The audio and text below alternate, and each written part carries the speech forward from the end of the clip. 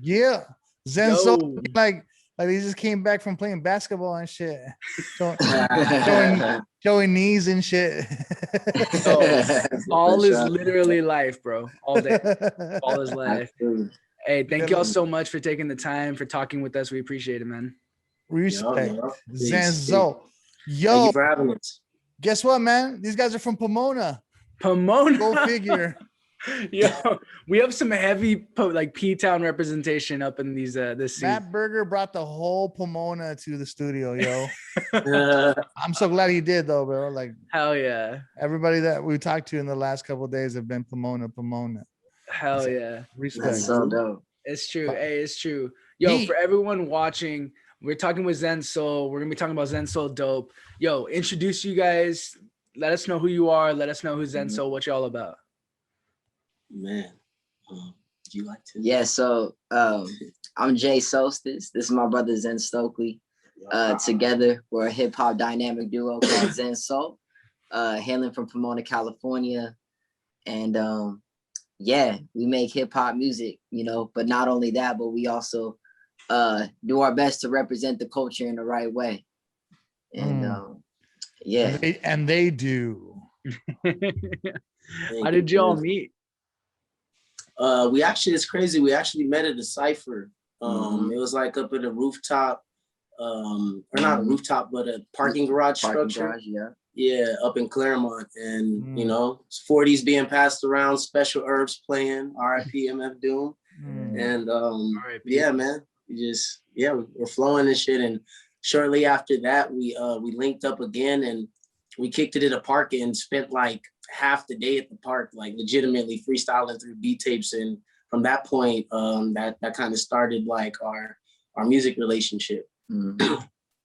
That's tight. Well, and both of y'all, like, what's your stories with music? How'd you guys end up performing? You know, how'd you get into music growing up? Oh, yeah. Well, like for me personally, like I grew up as like a hip hop head. My mom kind of just raised me through the culture itself. I was a b-boy when I was in my younger age. So like I would always go to like b-boy events and stuff like that. My uncle was like a big hip hop DJ back in the day. So like my mom always had me coming to events at a young age. Who's your uncle? Say that again. Who's your uncle? DJ. He goes by DJ Fizzed.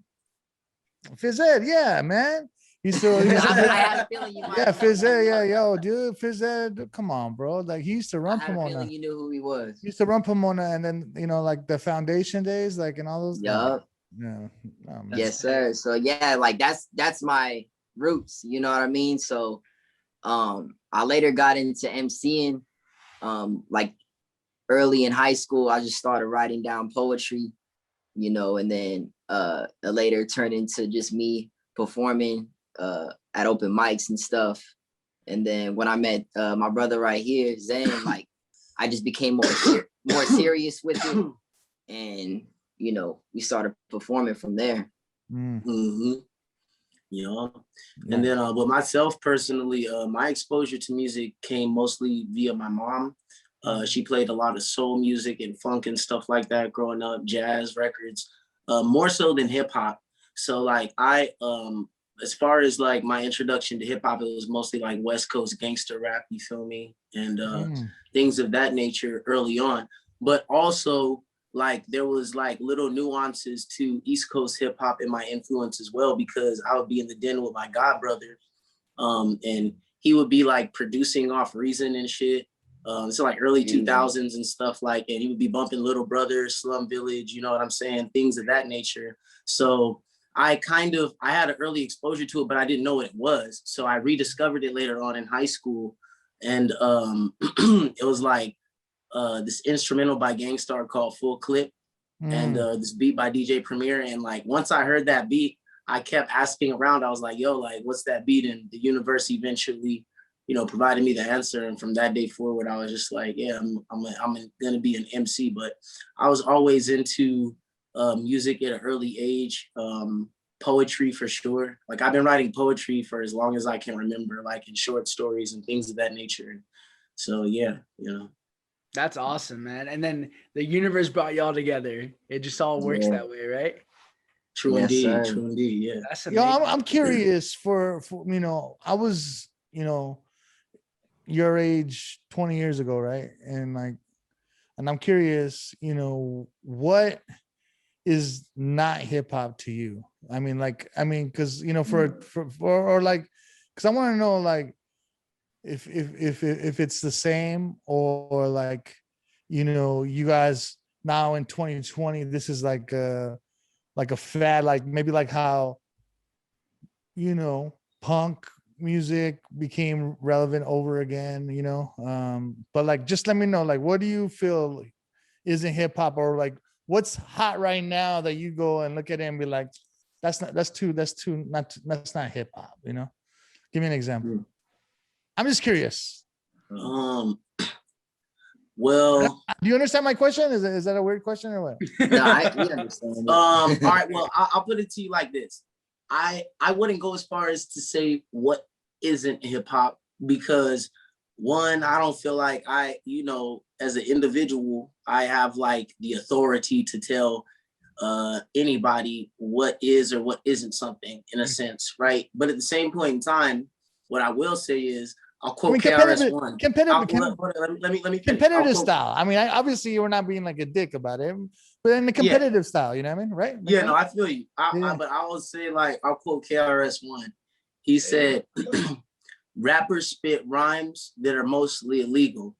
MCs spit rhymes to uplift their people. Peace, love, unity, having fun.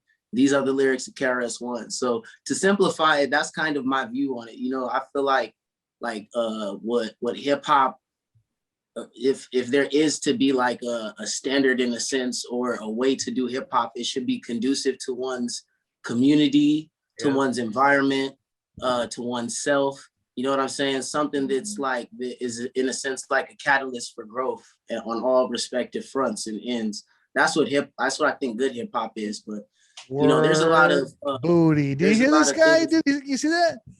The philosophies 40 years later are still alive and well in Pomona.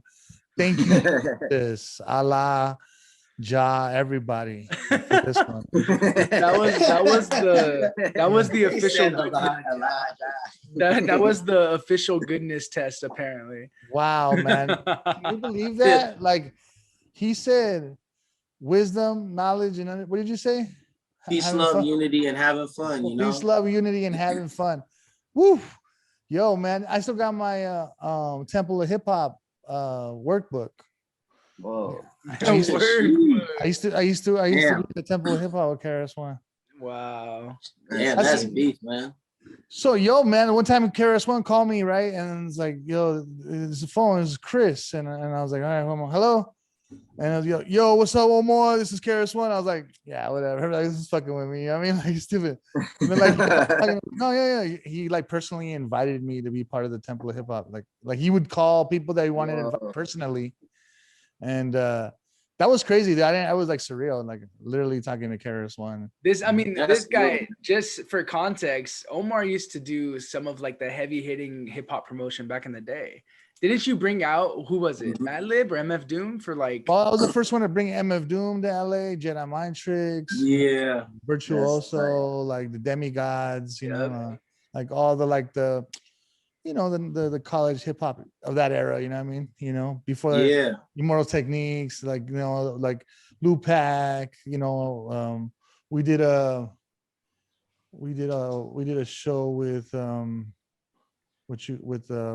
who else we would do Organized Confusion, you know what I mean, like all kinds of stuff, you know what I mean, like Prince Poe. It runs deep. Yo, that's amazing, man. OC, we did so many different things, like Count Bass D, Dulio, People in the Stairs, you know, like well, it's an honor to be working amongst and, you know, interfacing with, you know, that caliber.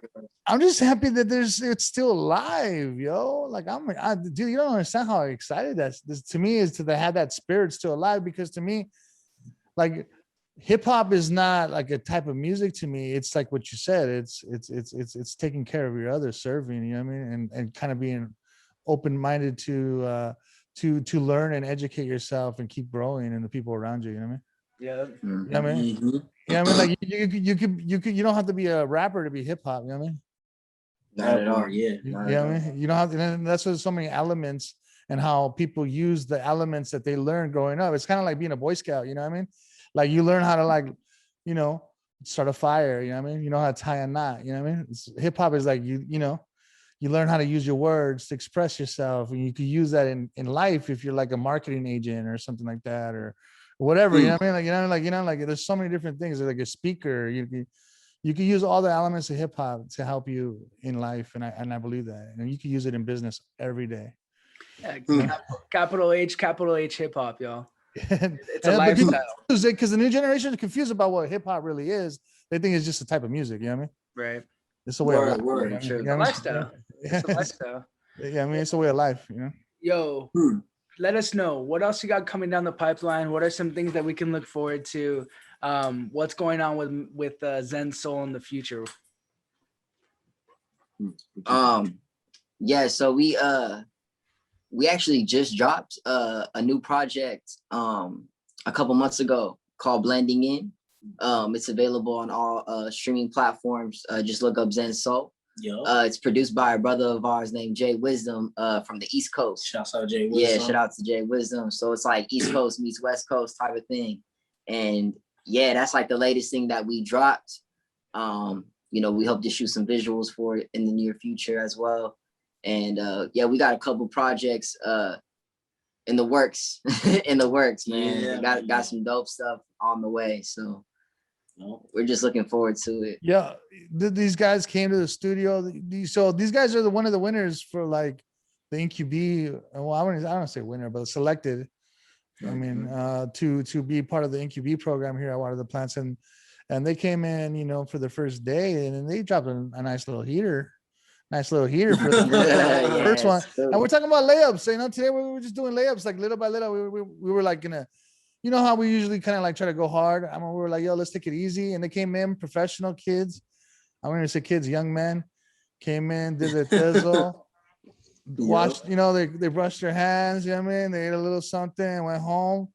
And we were bumping that shit. We were bumping a whole Appreciate you for the flame broiler, bro. That shit was fire. Yeah.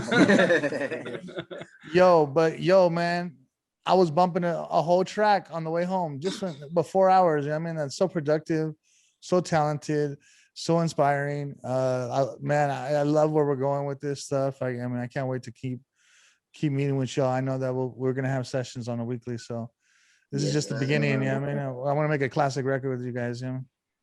Yes, sir. And let's give it to Paul, right? Let's give it up to Paul's a beast. Yo, right? Oh yeah, shouts out Paul, man. Yeah, Yo, let's Paul, man. Let everybody know, man. Let the youth know that Paul BDR Rhoda is a beast. Yeah, he's a beast. Yeah. That fool's the mastermind. Yeah. You know, just in his deep cave in the back of the studio, like turning out fucking world wonders for fun. Yeah, like give me a Hungarian or like a German town. What? we're gonna bless him. We're gonna give him a new name because BDR. I don't know if he wants to be called BDR. I'm like, what are you talking about? Give me like he's like give me like a German town. Google that shit. Can we give like a German? Any German town? Yeah, any German town. Frankfurt. Isn't that a town? Frankfurt. I don't know. What do you want from me?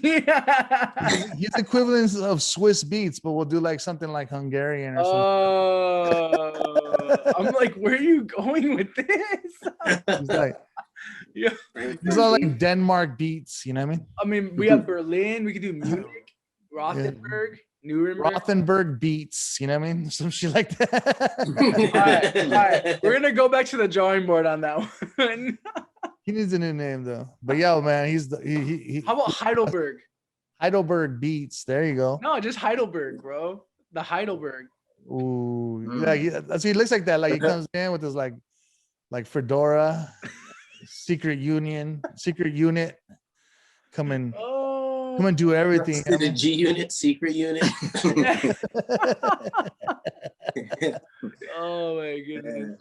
All right, y'all. Everyone, be sure to stay on tune. We got this performance by Zensoul coming on up. Thank y'all guys so much for taking the time. P-Town. We'll talking soon. Be sure to find them on all the socials.